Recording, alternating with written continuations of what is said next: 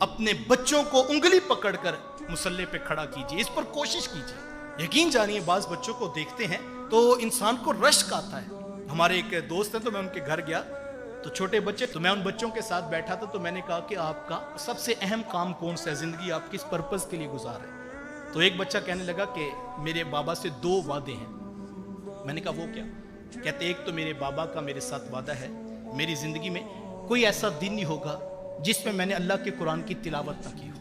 میری آغاز صبح کا انداز یہ ہوگا، میں فجر کے بعد جو ہے وہ اللہ کے قرآن کی تلاوت کروں گا اور میں روزانہ قرآن مجید پڑھوں گا۔ بلکہ وہ کہنے لگے کہ ہمارے ناشتے کی ٹیبل پر ہماری اماں جی آج بھی اس بچے کو ناشتہ نہیں دیتی جس نے صبح قرآن نہ پڑھا ہو۔ وہ کہتے ہیں یہاں لاؤ قرآن، وضو کرو، پہلے بیٹھ کر ناشتے کی ٹیبل پر 1 رکوع پڑھو اور اس کا ترجمہ دیکھو اور پھر تمہیں ناشتہ ملے گا، بس صورت دیگر آپ ہمارے ناشتے کی ٹیبل پہ نہ آئیں۔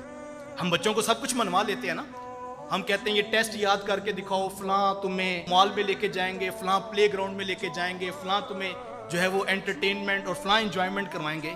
حضور والا اگر جو ہے وہ ٹیسٹ کے لیے، اسکول کے کام کے لیے اور چھوٹے چھوٹی چیزوں کے ساتھ انعامات جوڑے جا سکتے ہیں، نماز کے ساتھ بھی یہ لگن اور یہ شوق پیدا کیجئے۔ یقین جانیے یہ شوق فراواں پیدا ہو جائے کہ میرے بچے نمازی ضرور ہونے چاہیے، ان کا رب کے ساتھ تعلق ضرور ہونا چاہیے، ان کو پتہ ہو کہ ہمارا ایک خالق ہے اور ہمارا ایک رب ہے اور ہماری اس سے ملاقات کا 5 وقت کا شیڈول ہے اور ہمیں اس ملاقات کو ضرور نبھانا ہوگا۔